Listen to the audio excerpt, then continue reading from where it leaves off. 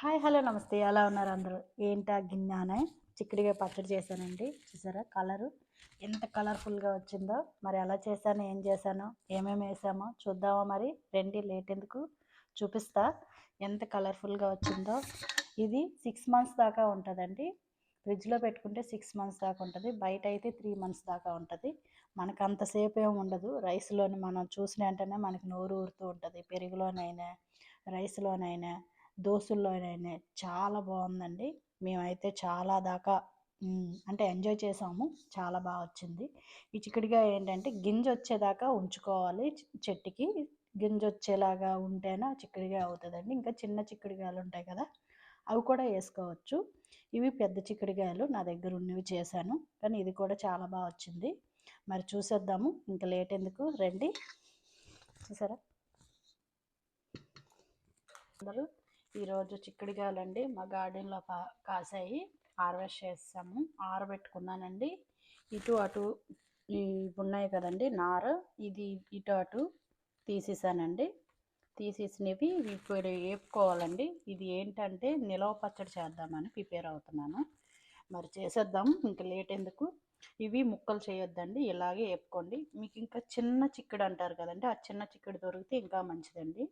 ఇది చూసారా ఇంత పెద్ద చిక్కుడు. దేనికైనా గింజ ఉండేటట్టుగా ఉంచుకోండి. పచ్చడికి గింజ ఉంటే బాగుంటుంది, గింజ లేకుండా వద్దు. మీరు ఏదైనా గింజ వచ్చిందనుకోండి, ఇలా గింజ వస్తే చాలా బాగుంటుంది టేస్ట్గా తినేటప్పుడు. అది నిలవ పచ్చడి ఎలా చేయాలో చిక్కుడుకాయ చెప్పేస్తాను. మరి లేట్ ఎందుకు, రండి. చిక్కుడుకాయలు అర కేజీ ఉంటాయండి. అర కేజీకి ఒక 2 స్పూన్లు మెంతులు వేస్తున్నాను అంతే. స్పూనున్నర సరిపోతుందండి. 2 స్పూన్లు అయితే మళ్ళీ చేదు వస్తుంది. 2 స్పూన్లు అనుకున్నాను కానీ స్పూనున్నర చాలండి మెంతులు. ఇవి దూరగా వేపుకోవాలండి, తక్కువలో పెట్టుకోండి. ఎక్కువ పెట్టుకుంటే ఏమవుతుందంటే చేదు వస్తుందండి, మాడిపోతే. అందుకే తక్కువ పెట్టుకోండి. మెంతులు పౌడర్ ఆడాలండి కొంచెం వేగిన తర్వాత. వేగిపోయండి మెంతులు, మరీ ఎక్కువ మాడాయంటే చేదు వస్తుందండి, తీసేద్దాం. అలాగే ఆవాలు ఒక 2 స్పూన్స్ వేసుకుందామండి. ఆవాలు మీ కాడ ఆవు పిండి ఉంటే వేసుకోండి, ఇంతే. 2 స్పూన్లు సరిపోతాయి, ఫుల్గా 2 స్పూన్స్ అండి. ఇవి కూడా సిమ్లో పెట్టి వేపుకోవాలండి. చిటపట సౌండ్ వస్తాయి కదా, అవి ఆగేసరికి వేగిపోయినట్టేనండి. వేగిపోయిందండి, సౌండ్ వస్తుంది కదా.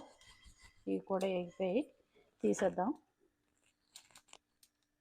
చింతపండు నానబెట్టేసుకున్నానండి. ఒక 2 గంటల ముందు వేడి నీళ్ళలో వేసుకొని నానబెట్టుకున్నాను. ఆ చిక్కుడుకాయలకి కొంచెం గుప్పుడు అంచనాగా తీసుకున్నానండి నేను. మీకు పులుపు ఎంత కావాలంటే అది పెట్టుకోవచ్చు. మీకు కావాలనుకుంటే ఇంకా నిమ్మకాయ కూడా యాడ్ చేసుకోవచ్చండి, పులుపు సరిపోకపోతే. మొత్తం అంతా కాకుండా నేను పులుపుతోనే, చింతపండుతోనే చేస్తున్నాను, నిమ్మకాయ వేసుకోవట్లేదు. మరి ఇది పిసికేసుకొని అందులో తొక్కు అంతా తీసేసుకుందాం. ఇంకా లేట్ ఎందుకు, రండి. నేను మూకుడు పెట్టుకున్నాను కదండి, ఇంకా చిక్కుడుకాయలు వేపుకొని అందుకండి. మీరు గానుగ నూనె ఉంటే గానుగ నూనె వేసుకోండి, లేదంటే పప్పు నూనె ఉంటే పప్పు నూనె వేసుకోండి. ఏరుశనగ నూనె ఉంటుంది కదా, అది వేసుకోండి. అది డీప్ ఫ్రై లాగా చేయాలి కదా చిక్కుడుకాయలు, అందుకే నేను ఎంత ఆయిల్ వేసుకున్నాను. ఆవకాయకు కూడా అలా డైరెక్ట్గా వేసేయచ్చండి ఆయిల్. ఈ చిక్కుడుకాయలు ఆయిల్లో వేసేసుకుందామండి. కొంచెం వేగిపోయేటప్పుడు బాగా వేగనివ్వకండి. 70% కూడా కాదండి, 50% వేగనియండి. మరి ఎక్కువ వేగితే మళ్ళీ చేదు వస్తాయండి. ఇవి చిక్కుడుకాయలు తక్కువ వేగనివ్వండి. ఇవి మూత పెట్టొద్దు వేపేటప్పుడు. చూసారా, కప్పు కారం వేసుకున్నాను, 2 ఎల్లుల్లిపాయలండి, సాల్ట్ అండి, తగినంత సాల్ట్ వేసుకున్నాను. వేగిపోయిందండి చిక్కుడుకాయ, తీసుకుందాం గిన్నెలోకి. ఇంత ఇలాగే ఆగాలి, ఎక్కువ వేగితే చేదు వస్తుంది.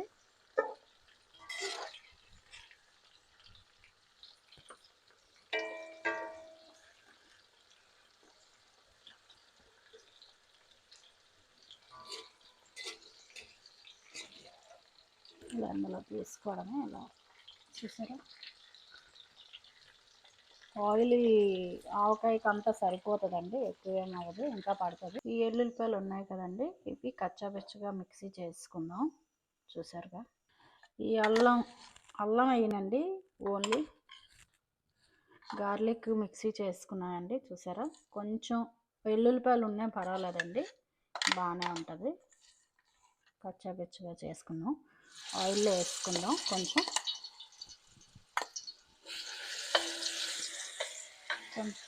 ఎక్కువ వేగకూడదండి, తక్కువ వేగాలి. వేగిన తర్వాత ఈ నిమ్మకాయ కాదు అండి, ఇదేమో చింతపండు అండి, చింతపండు గుజ్జు కూడా ఇందులో వేసుకుందాం.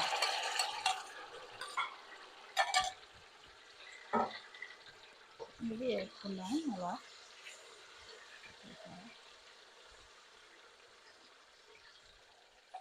చింతపండు కొంచెం వేగాలండి, మరీ ఎక్కువ వేగవసరం లేదు.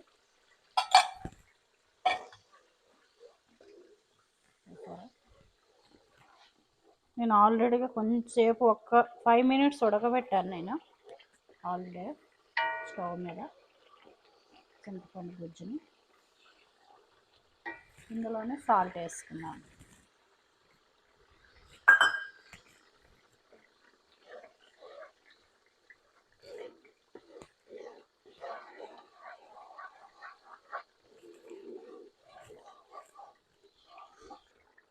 ఒక స్పూన్ పసుపు వేసానండి.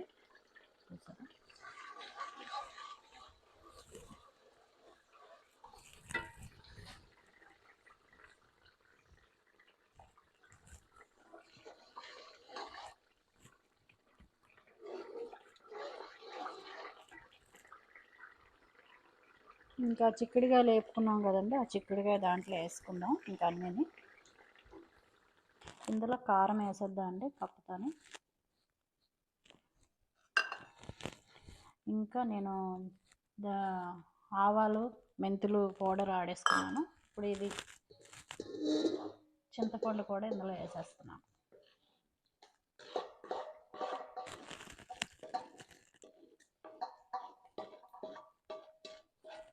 ఇప్పుడు మిక్సింగ్ చేస్తాం.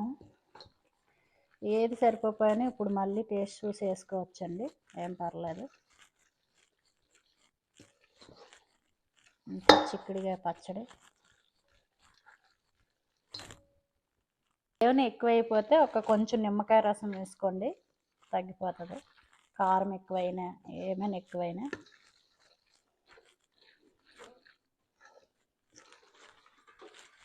చూసారా, ఎర్రగా వచ్చింది కలర్. ఇందులో ఆయిల్ 3 daysకి ఆవకాయ ఎలా పెట్టుకుంటామో అలాగే ఉంటుందండి. 3 daysకి ఆయిల్ బయటకు వచ్చేస్తుంది. ఫస్ట్ రోజు ఇలా ఉంటుంది. ఇంతే, రెడీ అండి చిక్కుడుకాయ నిలవ పచ్చడి.